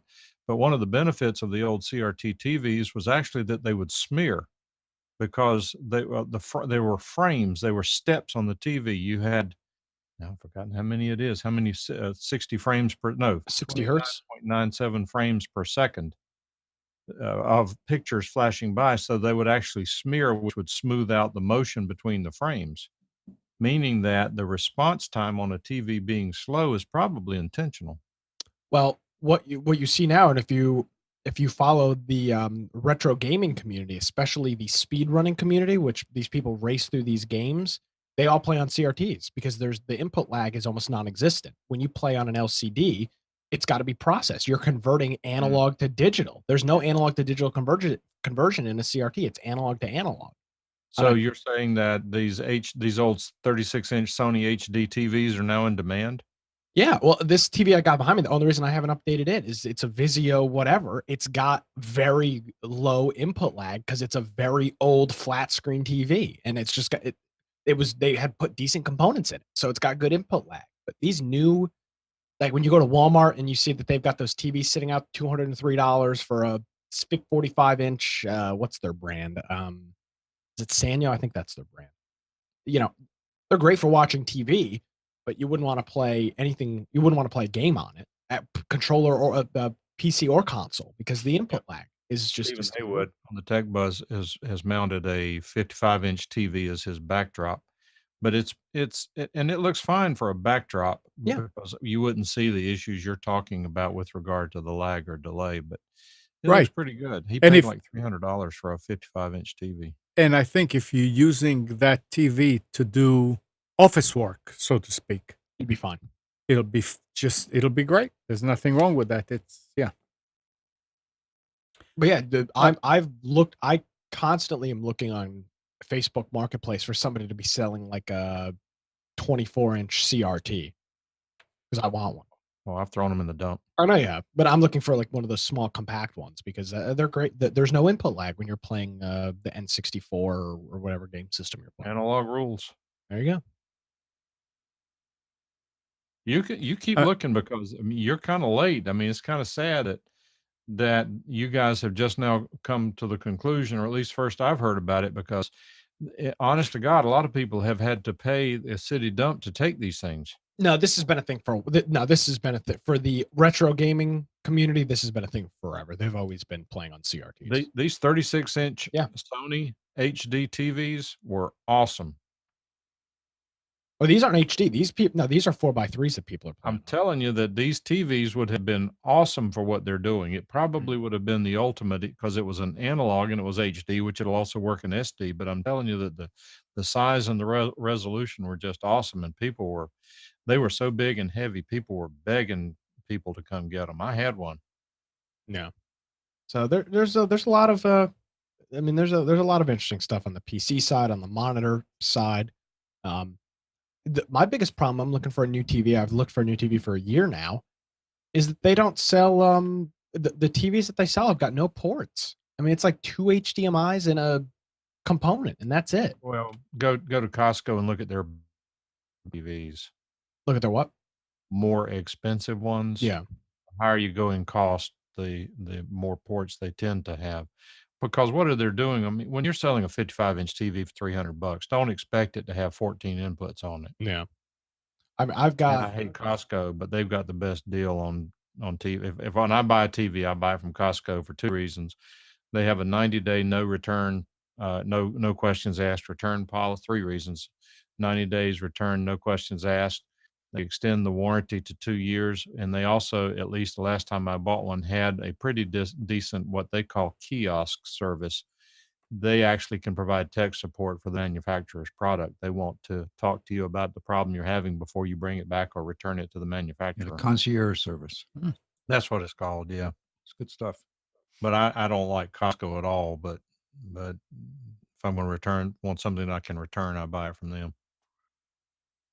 think my TV has got 2 HDMI, component, 2 components, a composite, a VGA, and a regular coax. I mean, you just won't find that on a TV. That won't happen anymore because who needs component or VGA now? I need component and composite. Well, I mean, you better hold on to what you got. You're going to be out. of I luck. know, man. I mean, I need to get these game systems. I've got a progressive Dreamcast that will only work on component. Well, there's probably some sort of an external converter that you Input can lag. use. They have terrible input lag on these converters. They're crappy. You got to buy like a $200 frame sinker to do it. Okay, well, that's just money. Will you buy me one for Christmas? Sure. How many? How about 2? You need one as a spare? Oh yes, yes. Thank you. Mhm. So All there are ways around it. All right, let's switch. Get us back on something track. that is interesting here that could. Oh, like this wasn't interesting. No. No, There's not at something all. else something else that's interesting. Mike, you brought it up. It's not interesting. So listen All to right, I this. gotta go. According to Markham automotive security specialist, owner of Lockdown Security, wireless key fobs have a role to play in many recent car thefts, with thieves intercepting and rerouting their signals even from inside homes to open and steal cars. According to Bates, many of these thieves are using a method called relay theft. Key fobs are constantly broadcasting a signal that communicates with a specific vehicle.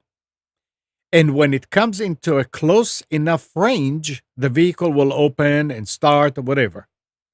The thief will bring a device close to the home's door, close to where most keys are sitting, to boost the fob's signal.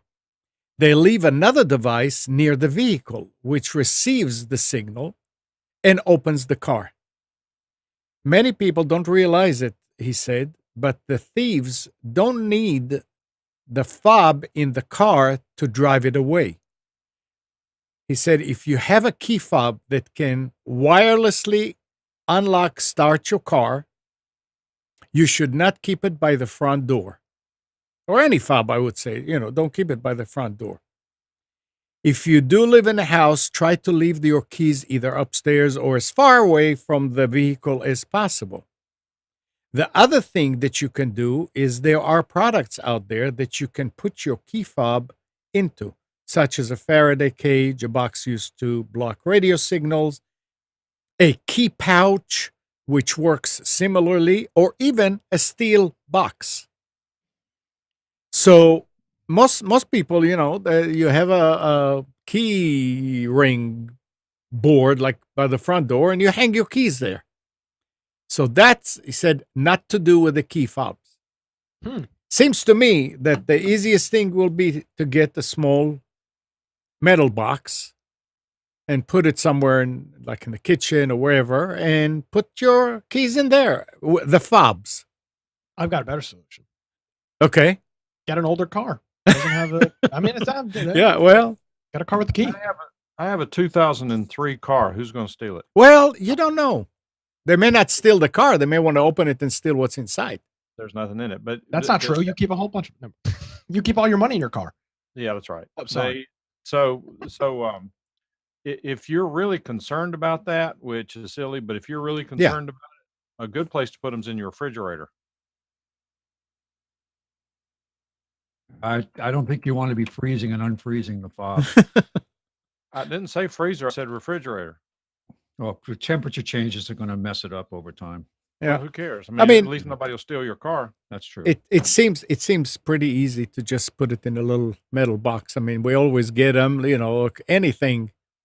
Okay, but if you're going to do that, the box, you need to get a magnet and make sure that the magnet sticks to the box. Yeah, it needs to be metal, not aluminum. No. Well, aluminum is metal, but it needs to be ferromagnetic. Okay. All right. Well, I mean, we talked about EMPs and all that, and I was looking at something a couple of days ago. If you got an old refrigerator, if you'd gut it, that metal around the refrigerator is magnetic. It would actually make a pretty decent Faraday shield to put stuff in. Yeah. It'd be a good place to hide during an electromagnetic pulse. Yeah, and put some chairs inside it. And TV. And here's something plus video games. Here's something I really don't understand here. How they even made it as a story. It's happening again. We're going to lose Amnon in 5 seconds. Yep. Nope. You're good this time. Yeah, we'll see. Yeah. Apple is facing a new class action suit claiming that it sells select iMac and MacBooks models without needed dust filters. In turn, this caused issues such as display imperfections, slowing performance, and more. And the lawsuit alleges iMac and MacBooks owners have reported dark smudges and spots on the interior of the screens of their desktop computers, as well as excessive slowness and breakdowns of their computers related to the lack of filter on Apple computers. The computer intake air to cool its component, but with no filter, dust gets trapped inside. The effects of anyway. I don't remember seeing any computers, talk about laptops that have a filter. We just know to take some air or vacuum cleaner and blow inside the cooler. Yeah, they do. What filter? Your power supply's got a filter built into it at the bottom. Not mine. What? What? No, it doesn't. What do you mean? On a regular? Your power supply has got a filter in it. Not mine. Not any of the ones in any computer I've ever seen. I've never seen one with a filter. I mean, I took many apart. Both of my computers have got both of my. It's actually a very good idea. It's a pull-out tray. You don't have those on your computer. There's no filter, Nick. There is. I've got one. Are you talking about your tower or? Yes, my tower. I've also got a Mazda. Really? Do you have one? Yes, I don't doubt that you have one. I'm telling you that most of them don't have them, and they really should. Think about how much dust we've blown out of computers over the years. Yeah, I take my computers out about every 6 months to the garage and blow everything out and put them back. I mean, I got used to it for years and years. I've never seen, and I work on some late computers, new ones. I've never seen one. You saying maybe that's a PC interesting gaming thing? Yeah, both of my computers have got their little plastic trays. Yeah, and there's a outside of the case. There's two little notches, and you slide in and pull out the air intake of the power supply, which is at the bottom. Wow. They all desktops should have that. Yeah, I didn't know that wasn't a thing. Nope, it's not a standard thing. No. Huh. And that's why the CPU fan, I mean the sink gets all dusty, and sometimes it will slow machines down. But I mean, what about just blowing it out? Well, on those MacBooks, on the iMacs, the dust is getting up into the computer and it's attaching itself to the back of the panel, and then you can't just blow it out. Macs just work. Don't worry about it. Macs just work. Yeah, they just work. Yeah, you put a vacuum on it, and there you go, and clean it. It's just amazing that it's just Macs. By the way, Arnie made a good point. I didn't see it till just now. If you really want to protect your fob, put it inside the microwave. That's true. Yeah. Hide it up in the top. Tape it to the top of the microwave, and then just don't turn it on because you're going to cook it. That's fine. Yeah. Then nobody can steal your car if you don't have the fob. I wish somebody would steal my car. I'd get more from the insurance company than I would from selling it. We can arrange that. Okay. You want something would you like to have a planned fire with your car, Mike? No, I don't fire. That's nasty. Just make sure you have it in the street when we come by. I had a car stolen before. Really? Oh, absolutely. I took it over to, what was it? It was before Merchant's Tire. I don't remember what the name of the business was over near WPTF's Towers. We went over there. We dropped off Susan's Honda. We went over there to pick it up, and they said, "Well, you've already picked it up." No, we haven't. Well, yeah, you have. It's not here. I said, "How much did I pay you for it?" Oh. And they started looking around and said, "Well, your car's not here. We don't know where it is." I said, "What do you mean you don't know where it is?" And, well, I don't see it. It's not around. Okay. So we finally called the cops and reported it as stolen. I don't remember when it was. It was probably a month or two later. They found it. Really? Yeah. It was down in East Raleigh in a housing project down there. And these people had beaten it to pieces. They had destroyed it. I bought it back from the insurance company and had it sort of refurbished, which I would never recommend doing that again. Don't ever do that again. If you ever get a car that's totaled and the insurance company's bought it, let it go. I don't care how much emotional attachment you have to it. Did you sue the auto shop? No, they didn't do anything. It's not their fault that somebody stole it. Yeah, and most of them would have a sign that it says not responsible for. That sign's not necessarily enforceable. No. Yeah, I was going to say. I mean, if there car's a sign that says not responsible for windshields on the back of a dump truck, which is not enforceable at all. Nope. Really, that's not. So when it's really no. Well, that's a dummy statement. I can If, tell. if they are, if they're supposed to secure their load by DOT law. If they don't secure their load and something comes off and damages your car, they are responsible. No, wow. But You can now, find them. Most of them don't have license plates on them. yeah, and the other thing too that you've got to be careful about is if they're driving down a federal highway, you're behind them, their tire picks up a rock and throws it at your windshield. They're probably not liable. They didn't do anything wrong. They weren't negligent. They don't control the rocks on the highway. But if something falls off the back of the truck or something of that nature, they are absolutely responsible. Interesting. Check out on YouTube. Look for videos on unsecured loads from trucks. And they have, because there's so many dash cams now, the stuff that flies off of trucks you would not believe. Unbelievable. Stay home. Whole loads of, like, they'll pull away from a traffic light and the entire load on the back of a delivery truck will just slide onto the ground. I do not, and believe me, I do not tailgate loaded No, trucks for that very absolutely. reason. I You saw look at- I saw a video. It was in the Northeast. I got some snow the other day, and an Amazon truck or whatever was going through going over a turn and flipped over, and it ripped the side open, and there were packages laying all over the road. Thinking, John says you have to prove the rock fell off the load, off the Yeah. load, not the road. And that's true. You'd have a lot of trouble proving that the Right. rock came off the truck. But generally speaking, we're talking about anything else that would fall off the truck. And you'd have to prove it. I mean, things I've been happen. thinking about getting one of those dash cams. They're pretty inexpensive. I don't know. Right, they are. Yeah, but you need to get front and back, inside and out. And considering some things that are going on in this country, that probably is a really good idea. I mean, I've been contemplating it. They're what, $25 or whatever? I don't know. You can find them real cheap and real expensive. It all depends. So we're about done, but Nick, what do you think about the sound of this microphone? I think it sounds fun. You've used it before. Yeah, I'm curious what it sounds like at the distance and with the room and all that stuff. It's hard to tell on the Hangout. The audio quality is so bad anyway. Well, that's actually part of the reason I'm testing it. Frankly, I couldn't tell the difference between that and the other one. Good. I couldn't. But if you did them side by side, I may be able to. Yeah, I mean, I'm going to take one or two of these over to Amnon and let him play with them. Oh, there you go. I got 11 of them. Well, there you go. You These keep are those not. in your car? These are not the white ones. Yeah. That's what I'm using. Oh, there it is. I thought it was the other thing that's hanging there. Yeah, yeah. No, it sounds like me doing a show. Sound like Nick. Right.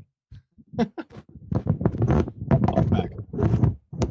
Oh, did y'all see that new video system that Stephen Haywood has? No, I saw that he had a guy there and was going over it. It seems like I don't know. I guess he replaced his Skype TX system. Yeah, he doesn't have TX anymore. He got rid of that and got this new system. He and I did about a 2-hour call on it yesterday. It was interesting. It's a good system, but it's expensive. But it's a pro system. It's a good system. I wonder why he got rid of the Skype TX. Did the guy want it back? The guy wanted the equipment back. Yeah. They asked for it back, and they wouldn't even pick it up. Well, they're in the UK. He had to pay for it to. I wouldn't have paid to ship it back to him. I know. Yeah, you would. Yeah, you would because it was in his contract. Oh, well, then that's different. So the freight on it was $300. Really? Yeah. Oof. So $300 for a Skype TX for 3 years, not a bad deal. No, He wasn't mad about it. not a bad deal at all. And I actually talked to. Oh! I got bad news. Uh-oh. Okay. Do I need to start running for the hills? Yeah, there's a replacement for Blab. Oh yeah. Oh, I'm that- familiar with it. Vocal something. Get Vocal VOK. Yeah. It's a waste of time. I opened it up yesterday. I'm gonna kill myself. And the same people are there. Same people. Yep. Is the guy still on there talking about ending his life every day? He's I don't know who great. he was. No, he may be there. This guy, John Preto, was there. Ah, jeez. You remember him? Yeah, I do. I remember all these. Remember the guy who was talking into the backside of his microphone? Yeah. He got mad when I called him on it. Yeah, doing your show like this. Hey, welcome to the program. Yeah, he was in. He's been doing cryptocurrency for the last 4 or 5 years, and a one word, very prominent website that he's developing a business around. It's going to be fascinating to see what he does with it. Nobody commented on my Christmas lights. I put a lot of work into them. That's really creative, Nick. You got to Thank you. work out your priorities. You should be working for the station instead of investing all that time decorating your apartment when you're the only one there. I put at least 9 hours into hanging those Christmas lights. Well, they look well done. That was quite a job. Each They individual don't flash. light. I know. They were $2.99 a box at Walmart. They don't flash. Mike, you got to understand that his apartment is his safe space. It has to be set up properly for him. Yeah. He's Yeah. gotta- Well, that keeps them from being triggered. They have a calming effect. That's it. Do. Just stare at them. All right. All right. Right. It's that time of day again. Okey-doke. Any last words from anybody? Merry Christmas and happy holidays. Merry Christmas. Oh yeah, well, we still have a show next Sunday. We have 2 more shows. When are you leaving? This Friday. Okay, so you're not going to be on the show next week. Yeah, well. Oh, okay. All right. But back in my old studios. Studios. Craig Digital Designs North. Yeah, I gotta tell you this before I leave. There are hopefully my parents aren't listening. There are so many video games coming out over the next 15 days, 12 or 15 days, that I'm gonna have to bring my gaming PC home with me for Christmas because I got to play these games for the podcast. Why go home? Because I want to. Yeah, but you're going to be in your room playing video I'm not games. I'm not gonna be. But Yes, you I need are. to be able to get some B-roll footage for these Right. games. I mean, so I got to wrap up the studio and bring it home. Right. Plus, I ordered that new It's really because I want to try out that new GPU, and I had that Ah. back home. So we'll see. I don't blame you. That's We fine. shall see. That's All like right. people decide to go to the beach on vacation and they sit in the room all the time. Why go to the beach? Stay home and save money. I see people on cruises that you see them sitting in the inside spaces on the ship on their computers doing stuff. It's like, why are you paying all this money to have internet access on a ship and you're sitting here and it's the same people all day? It's an addiction. Oh. Yep. Nick. I'm bringing my PlayStation with me. All right, as well. guys. Bye-bye. Mike, you doing the show tonight? Or is there Nick? Is there a Mike's show tonight? Gotta look. Yes, there is a show. Okay, good. At Yes, 9, right? 9:41 At 9. 1 p.m. yesterday, there was a show. Okay. I also right. produced the show at 8:05. That's true. A what? And the show at 6:05. 6:05. I produced the shows at 6:05, 8:05, and 9:05. Okay, I just have information about the crypto show. That's fine. Just go to is it BigTalkerFM.com? I think that goes somewhere. BigTalkerFM.com. Click on Listen Live starting at 6:05 and stay there until 9:30, and you will hear Nick plus the things that I do. Heard it here first. All right. Are you trying to come up with the name? Nick's dad. Oh, I'm listening. Nick's dad. You Ah, need jeez. you need to put a lock on his door so he Oh, can't sit geez. there the whole time playing video games. There's no. I'm not going to be playing video games the whole time. You don't understand. Yeah, you're lying. I'm not lying. Well, let's see what Nick's dad says about that. He knows you better than anyone. I'll keep a log of how often I All use right. it. How about that? Post it daily. I'll post it, and I need a website. Can you help me? You got one. Absolutely. Your room has been rented just- out. Damn. Looks like I'm going to be using that high input lag TV in the living room to be playing There video you go. games. Yeah, he's gonna lock the door and keep you out of the house. But Yeah, that's fine. That's good. All right. Well, we'll have more to report next week. Or yeah, I'll be here next week. All right. All right, everybody. Thanks, Spence, Mike. now Nick will be in his room. Nick's mom says it was rented out to a hooker. I can't All right. stay in Wilmington. All right. All right. Bye, Amnon. Get us out of here. Moving right along. Here we go.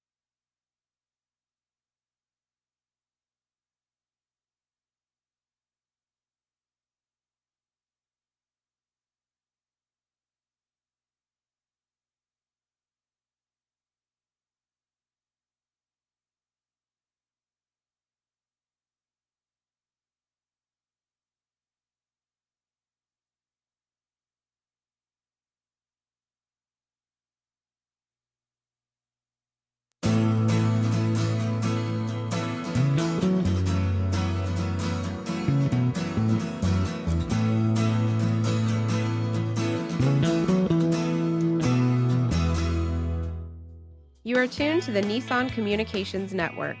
If you tuned in too late, you can always watch each program in its entirety or download an MP3 audio file of it in the archives section at nissancommunications.com.